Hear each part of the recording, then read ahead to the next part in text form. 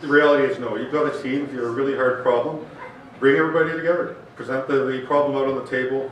Help guide the discussion. Ask the right questions to get the team help to get collectively to come to the solution. You know, a good example is with liquid computing and this particular problem, which, you know, most of the team was saying, no, can't solve it, never be fixed. And it was like one of those problems where it was, shut down the company kind of thing if we couldn't solve it. And so we brought everybody together in the room to talk about it.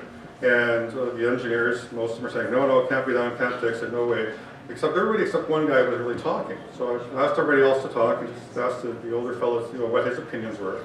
And he just said very quietly, he says, well, I think there's a way to fix it, and it's this, this, and this. And everyone around him says, oh yeah, you're right, that's a great idea. And we solved the problem.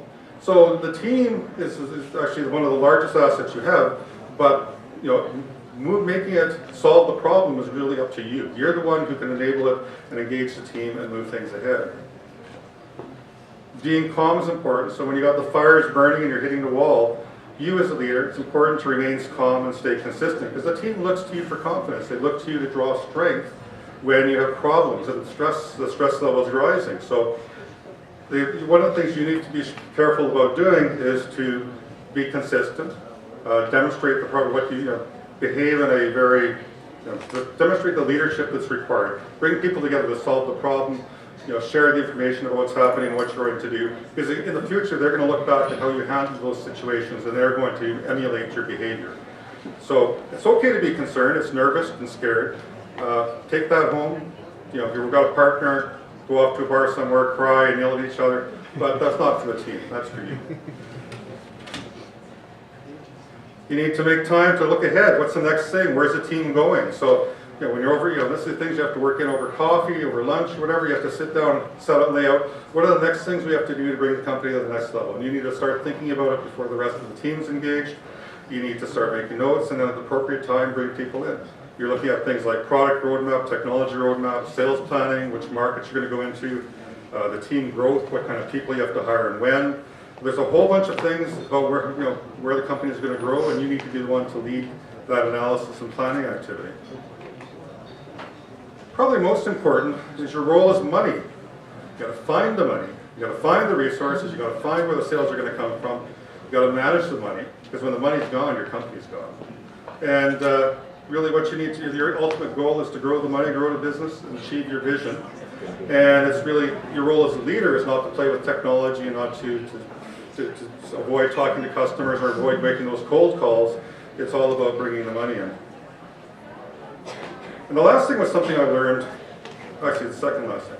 The last thing I learned was reputation. So from the leadership perspective, you as an entrepreneurial leader, reputation is an important part of your ability to lead.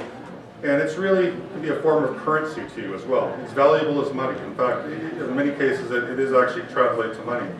It can bring business to you and it can drive it away. It can bring quality staff to you and it can make them shun you. Like cases like Ottawa, it's a small town when it comes to technology and businesses. It can also bring you advice, services, and help when you need it for no charge. In fact, sometimes people even come and offer it to you if they think you need it because of your reputation or relationship with them. It can also make people decline to work for you at any price. Now, reputation, I'll point out for those of you that are starting out as well, is long-lasting. So you keep in mind, I'll give you a specific example. So things you do now, they can come back in the future and you might not even know it. There's a fellow I worked with more than 25 years ago, and there's a business we're looking to do a partnership with. I contacted their CEO. It was all really good, and he went to one of their locations, said, oh, I found this really good company to work with, blah, blah, blah, they're Purple Forge. And one of the guys one of their executives said, oh, Purple Forge, isn't that Brian Hurley? He says, yeah, he says, oh, I knew him 25 years ago, he's good, yeah, let's work with that company. So your reputation, the things you do will carry forward. So somebody who worked for you 25 years ago, if you were a real nut job and you are not low integrity, didn't work well, you could kill relationships in the future just because of your reputation at that point in time. So all the stuff you're doing now, take that into account. So we're almost at the end here. So, can anyone guess what this is all about? Measurement? No, it's actually sort of the last lesson I'd say is a bit relative to the entrepreneurial leadership. The other thing that's important is you do need to take the lead at doing whatever you can to make your company stand out, make your product stand out, you know, make yourself and the company stand out in the media, whatever it takes.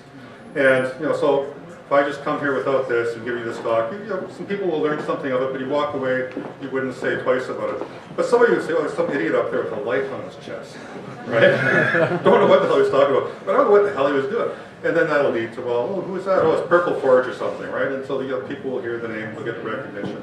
So it's a little bit of a cheap trick, to be quite frank. It's like a problem. And one of the things that, you know, this is a small digital sign. I have used a much digital, you know, I'll tell you one last story here. I did use a much larger digital sign with Liquid Computing. We wanted to get our name recognized. We're trying to sell very hard to Oracle down in the valley. And this is actually Highway 101 in Silicon Valley. You can see the big digital sign there on the left. That place is a parking lot most of the time. And just that's the road that all the Oracle executives would drive to on their way to and from work.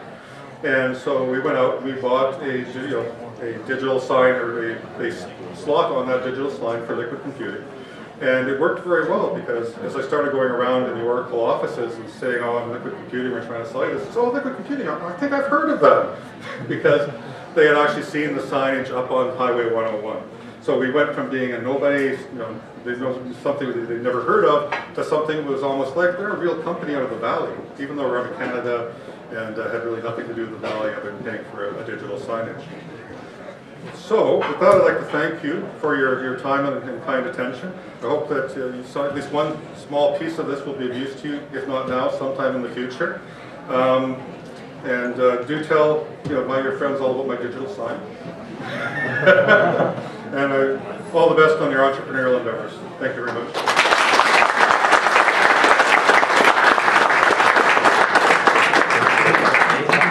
High five. High five. Good job. Thank you. That is a cool shirt. Is that available for retail from any of your sites that you built? Absolutely. Which one?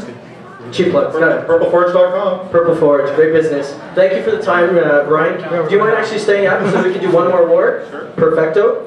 All right, Kingsley, can you come back up, please? Thank you. Cameras are ready. Drum roll, please. Yes.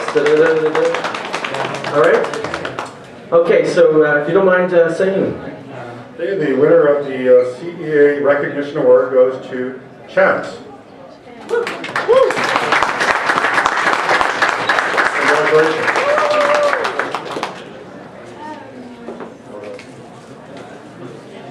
Do you want to take your photo? And as a token of appreciation, they're going to pass a little gift for your speech today at CEA. Thank you very much. Thank you kindly. And then a photo op, please.